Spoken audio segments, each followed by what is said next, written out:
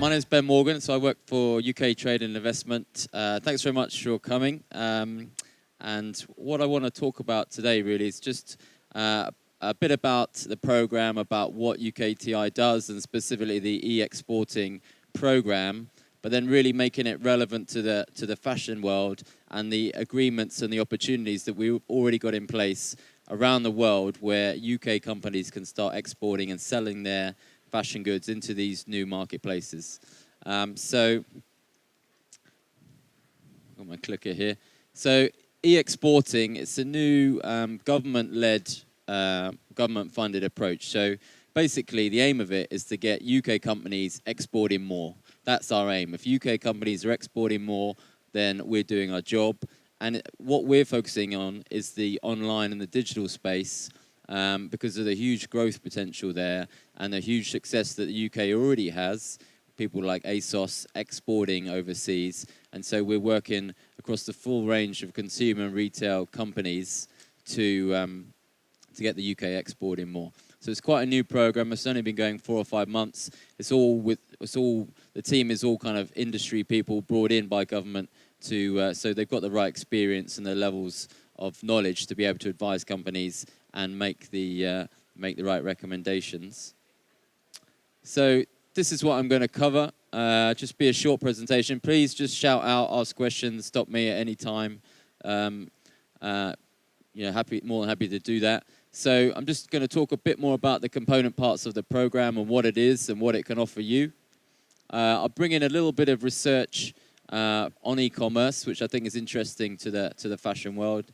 I'll talk about our live opportunities where we've already got agreements in place, and if you're interested in exporting and selling into China or the Gulf or South America or Japan, then we already have things in place for you to immediately launch into, and we've got a very strong pipeline of other marketplaces that we're working with and trying to open up new opportunities there. So that's what I'm going to cover. So the actual program itself, what is it? What is it going to do for you? So UKTI, it's a government agency where we have no commercial kind of interests. We're completely impartial. The aim is just merely to get UK businesses selling more and exporting more. Our particular bit here is in consumer and retail, which covers the fashion part, and so that's our mission: more exports. In particular in the digital space. So how do we do that? Well, we've got digital trade advisors. So these are all people from kind of Amazon, Alibaba group, industry people who are able to advise companies, not just on what marketplaces and what sales opportunities exist overseas, but also in terms of your own website, how to internationalize your own website, the key bits like, your search engine optimization, your pay-per-click campaigns, banner adverts, all the kind of key pillars of digital, of e-commerce. Trade advisors are there. It's a free resource, and they're a key part, and they're being rolled out across the UK as we speak. Secondly, the bit I work most on is the actual agreements with e-marketplaces. So this is where we're talking for everyone from Amazon and Alibaba, the real giants, through to the more niche, category-specific e-marketplaces, like I'll come on to the fashion marketplaces in particular, because apparel and footwear is where the UK is very strong and already exports a lot. So we basically negotiate better than market rates. So of course, you could go to Amazon and say, I want to list on you.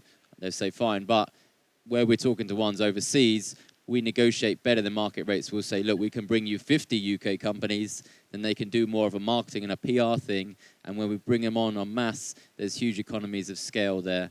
And we do a lot of the research in terms of the business case and help you go through all of the pain of the research part and the business case part. UK campaigns, so that's where we're at events like this. Last week we were at Spring Fair, so it's real industry events where we're getting our message out. But then also through our partners, we're partnered up with a lot of industry people like Google. We're quite a strong partner with them. HSBC, Barclays, other more logistics people, digital media agencies. So there's a strong network of industry who are already kind of evangelizing the program and getting the message out. overseas campaigns as well. So we do a lot of trade missions. So we recently did a big one to Tokyo, where we took 100 UK companies over to Tokyo, and then we did a big kind of online e-marketplace event at the same time. We're going to China next month, the Middle East after that. So there's a big footprint of the UK using its existing network of embassies and consulates all around the world. In all those embassies, there are people who are there to help UK companies trade overseas. So it's not just the ambassadors doing diplomatic things. The commercial side is just as big. And then the e-expertise bank, finally, that's where all the enablers and the third parties you'll need. So to start trading overseas, be that all the way from logistics and fulfillment to your media agencies or your intellectual property, the full range of services you might need to take on to start exporting. Then we've got people signed up really who are part of the program, who are willing to give more to companies to help advise them and take on their services if they need. So that's the kind of, basically in a nutshell, what the program is. It's people and it's advice. So this is where I'm just sharing a bit of a presentation. As I said, Google are a strong partner of us, and they did a report published a few months ago with a strategy consultancy, OC&C. And so what I really wanted to bring out here is to say that there's 6 countries in the world who make up more than half of all e-commerce sales already. And there we are as one of those 6. So you can see that actually we're coming from a position of strength already. The UK e-commerce world is very sophisticated, and there's not many countries that are more sophisticated. And making up that part, you've got your pure play retailers like Amazon, ASOS, and so we're working a lot with them to try and get them more UK brands that they want in their various overseas territories. Like we did an agreement with Amazon Japan, and we're working with ASOS in China. Zalando covered Germany. So you've got your pure play retailers, and then also your more multi-channel and your vertically integrated brands. We do work with those as well, helping them move into new marketplaces. And those are the big companies there you would have heard of, but obviously those are very well established and very well resourced companies. Where we do a lot of work as well is on the more mid-sized businesses and the SMEs, the smaller businesses who perhaps don't have the knowledge and the resources to really push into overseas markets. So that's where we found a lot of our successes come to date. Great one here for the fashion world here. What this slide shows is trade surpluses. So the UK, so of all those 6 countries who do the majority of e-commerce in the world, the UK has the biggest trade surplus in total at 1.2 billion.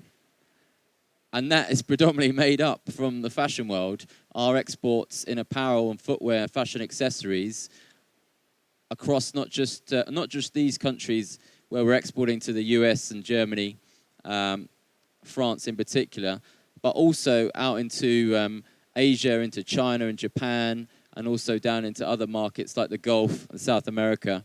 So the fashion world already drives a huge amount of e-commerce in the UK, but we can do more there, and there's a huge opportunity to get outside of those big 6 countries and go out to China or go out to the US more, Germany more, or Japan, where there is huge demand. The cachet of made in Britain is there. There's a strong demand there. There's a big pull for heritage brands, UK heritage brands. So that, just an interesting slide. And so this is the last slide from that same report. So this hasn't come from us, it's come from Google and their partners. And what they're saying is that marketplaces provide a great opportunity to test new markets. And that's really a key part of what this program's about, and what I'm here to talk about today is that marketplaces are there, not just your Amazon and eBay, which everyone's heard of, and obviously get huge traffic and offer, very, very sophisticated fulfillment and logistic solutions. But your ASOS, Farfetch, and the other more fashion-specific marketplaces. So the marketplaces I'm going to come to later on are all very relevant to the fashion world, and the people who shop on these marketplaces every day are very affluent, big basket spenders in their respective countries. And so marketplaces are that great way with very little upfront cost, with very little fixed costs. You've just got the variable costs of actually producing the goods and fulfilling them out to market. They offer a great way to test new markets before you even go and visit them in person, or you try and sign up a distributor or an agent, or try and actually set up a physical location. Marketplaces offer that great way to test and start the business case. What's the cost? What's the benefit? If you can see there's some demand there, and there is benefit, and there are sales to be had, and you can find that out with very little outlay, just getting on marketplaces, then it's a great way to test and find new customers and open up new sales channels. The approach we've got as a team, and the intent really, is to just build up an array of e-marketplaces across the world, which are essentially options for you to take when the time is appropriate and where the interest and the kind of investment is there. So whether that be in China or Japan or America or wherever, we're building up relationships and agreements with e-marketplaces so that then at the right time, you as a company, as a UK exporter, can select the right one that you want, and there's some people there, there's some digital advisors there to be able to give that advice about making it happen and actually getting your product surfaced in that market and hopefully start selling in that market. So it's not a kind of time-limited thing. Marketplaces always want good brands. And so we're trying to effectively open the door, and then when the time's right, you can walk through that door.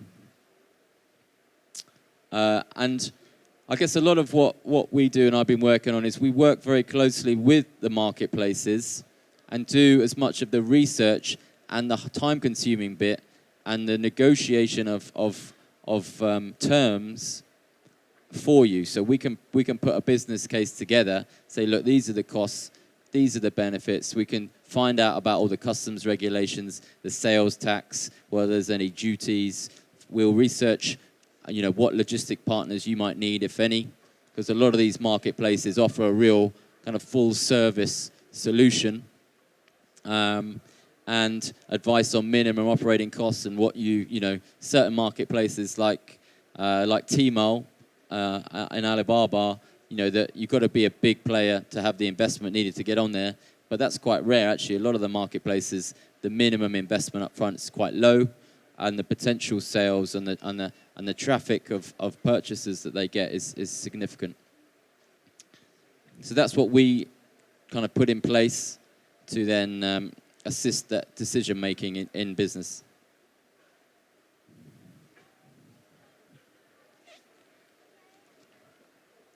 Okay, so this is where I'm going to talk about the actual e-marketplaces in detail. So I'm going to cover South America, the Gulf, Japan, and China. Big markets for the UK, growing markets for the UK. And then these 4 marketplaces I'm going to talk about, I'll go into a bit of detail on each one.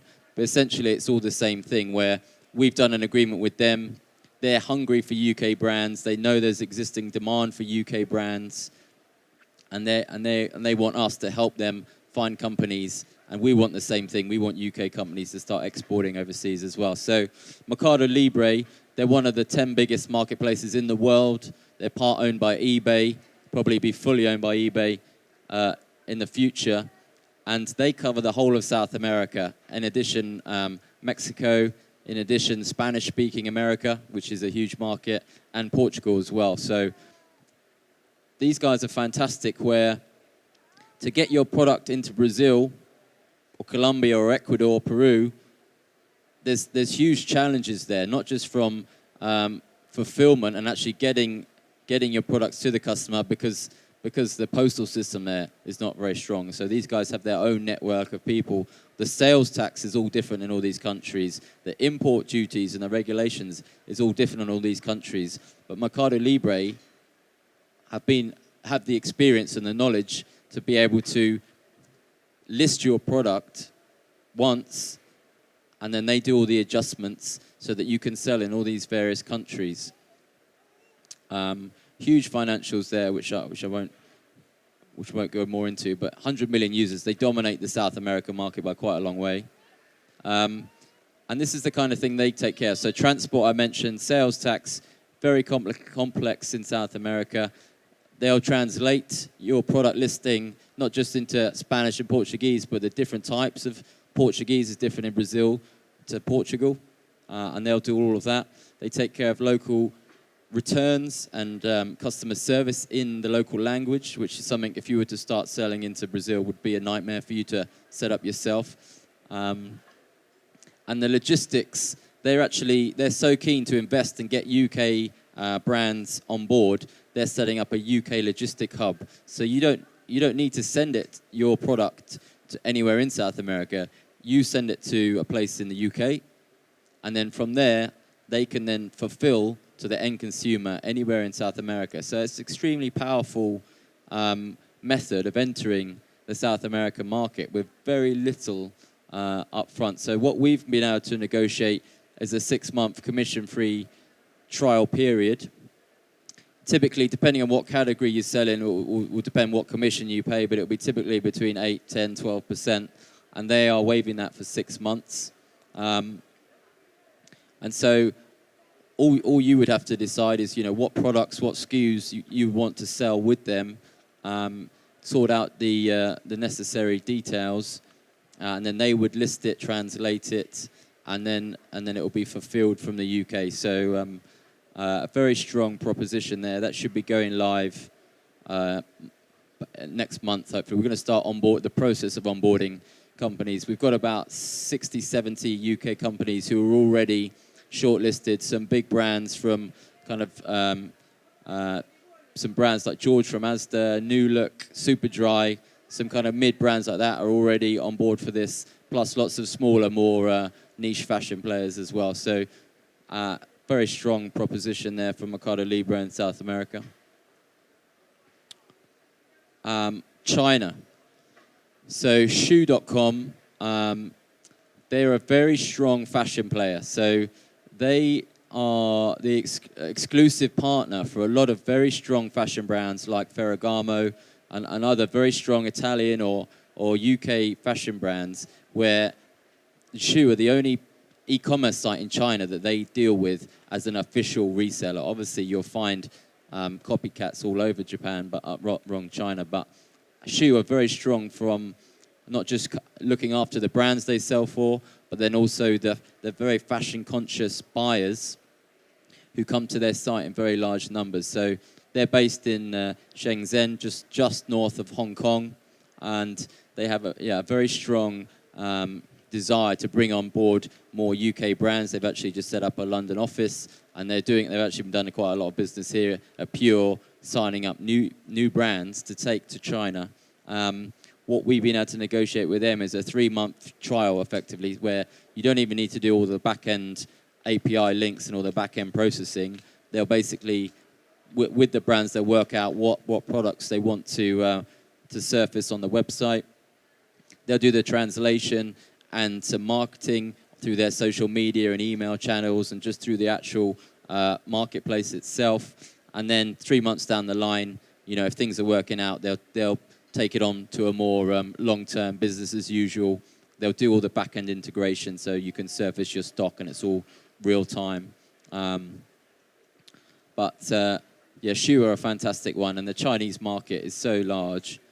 The numbers are kind of mind-blowing, but this one, for fashion in particular, is very strong. So the Gulf market, obviously you've got a very affluent region there. MarkaVIP are a bit like Shoe. They're really fashion and lifestyle. More heavily towards women than men. 5 million members. They're all over the Middle East, so from kind of Saudi Arabia, Dubai, Bahrain, those kind of countries, but also moving into North Africa in the not too distant future. 5 million members. And again, they're looking really for apparel, footwear, fashion accessories to bring to their 5 million members. In the past, they've been a flash sale site, so good for getting rid of end-of-line stock or clearance stock. but they're just launching a full price site next month. And so we've been helping them find UK brands to launch on their full price site. They're really looking for brand owners, people who have the reactive manufacturing, less so for distributors and wholesalers. And what we've been able to negotiate with them is for people who they really want to take on board, the actual integration and listing side of things through all the API links, all the back end, so all the stock is in real time. They are waiving the cost of that. So for the brands they really want to take, normally they would charge for that because they're essentially bringing you into a new market and surfacing a lot of new customers for you. They're doing that for free for UKTI introduced clients, and we've had some success with them already, taking a number of brands forward. Japan. So LASO was actually our first marketplace. The program's only been going a few months, but already we've had a lot of success. So there was a big trade mission to Tokyo, end of last year. We took nearly 100 UK companies out there who were trying to establish and start selling into Japan. 42 in particular listed on LASO, which is a premium end fashion marketplace, fashion and lifestyle. You can see the kind of traffic there. Big traffic, not as big as some of the other like Rakuten or Amazon Japan, but it's fashion specific. And so of the 42, we have some sold more or less than others, but we did have some really good success with some of those. So it's a way for companies to get that toehold in the market, test whether there is demand there, and if there is, then they can start building the business case of, okay, should we get a distributor in Japan? Should we open a physical store in Japan? Some of the companies we took out there, of the 42, found that their product was already being sold in Japan and they didn't even know. So that was quite a learning experience in that, there was demand there, but the distributors or agents they've been working with had found all these new ways to sell their product without telling them, and was quite happy to just to keep on selling on the quiet. So some of the other existing brands, so there's some good adjacencies in terms of other brands that work there on LASO in Japan. So those are the... just to recap for some people who've joined a bit later, so the marketplaces I've just talked about there, covering China, covering Japan, covering the Middle East, and covering South America, those are existing live opportunities where UKTI have agreements, have commercially beneficial agreements, and have done a lot of the legwork so that you can immediately go on to the shortlist for those marketplaces. We push through to the marketplaces on a regular basis, and then they will start the onboarding process as appropriate, depending on where they're at. What we've got here is the long kind of tail, the long pipeline of marketplaces that we're actually really close to getting agreements with and getting things signed with. So these will be just options that are there. The door will be opened, and then companies, when it's appropriate, when the time's right, when the investment's there and the resources there, then you can access these opportunities. So Harper's Bazaar have a phenomenal business in China in terms of all their various magazines and websites, linking them through and channeling people to their e-commerce site, where they will heavily buy out everything mentioned and listed in the magazine content. So we've got a visit out to China in March, and we're very close to doing an agreement with them. Shangpin we actually signed an agreement with at the back end of last year. So Shangpin are a very strong fashion player in China. Topshop did a big tie-up with them as they entered the Chinese market last year. There was a lot of media and coverage about that. So what Topshop did is a good example of using marketplaces to, one, open another sales channel in that country, and two, do that at quite low cost, and then use that as the lead-in to their rollout of physical locations and further investment into a country. Ricardo, Switzerland, they dominate the Swiss market in terms of fashion and lifestyle, and actually Switzerland, not being part of the EU, presents extra challenges to more challenges than you would find to just export into France or Italy. So they have a system, and they've done a lot of work to be able to make export into Switzerland easy, and have worked through a lot of the customs and the sales tax and all that kind of thing. So Ricardo, we're very close to having something agreed with in terms of something that you can then just access. Rocket Internet and Naspers are both kind of e-marketplace investors. So each one of those companies owns 20, 30, 40 e-marketplaces, which are very strong across different countries. So Naspers is very strong in South America, South Africa, and the middle of Africa, and then also Eastern Europe. So they dominate in places like Poland and that kind of Eastern European region. We're very close to doing, having some things live there. Rakuten are one of the biggest e-marketplace players in the world. Started in Japan, have now moved into Europe and have actually launched in the UK. And they're quite interesting in that they're not there yet, but they're trying to get it. So if you list in one country as a vendor, start selling your goods, they're trying to link it up so that your product can be surfaced in any country where they operate. So we're working with them to get more UK vendors for their UK business, but then I'm not sure the timeline, but then they want to be able to just turn on Europe and Japan, and they're investing in the US as well. So companies like Rakuten and Amazon and eBay and Mercado Libre, who have global intent, that's where the kind of direction is going in terms of e-marketplaces. Soon you'll be able to list with one, and you'll list in the whole world, and that's kind of what the race is on to be able to offer. In India, the Tata Group, obviously very large historical company there, and they're launching a new e-commerce site, so they've come to us to help us find them UK brands where there is a demand in India, especially in the kind of luxury, heritage, fashion sector. So, and Flipkart as well, we are working with to find new companies. So there's a strong pipeline there. Hopefully you get a flavor of the opportunities that we have live already, of which there's a handful, but very soon, I'd say in the next 3 to 6 months, there's going to be a whole raft of opportunities. So whichever market you're interested in to start exporting to, there is an e-commerce, there is an e-exporting option there, which UKTI can help you tap into in terms of the actual marketplace itself, but then also the digital advice that you may need to get on there, and the kind of third parties and suppliers that you may need too. Those are all the kind of emails, our website, and our kind of Twitter handles. Please come and ask me questions afterwards, or you know, get in touch with us that way. And we'd love to hear from you. But I'll just, I guess, summarize and finish that the e-marketplace opportunities are really growing and are really significant in terms of size, and they are there. You know, the marketplaces are crying out for quality UK brands to sell their stuff, because they live or die on how good the product is on their marketplace. So I would encourage you to consider it as an additional sales channel, you know, to your other ones. But thank you very much. And feedback forms, if you wouldn't mind filling those out before you go. Thank you very much.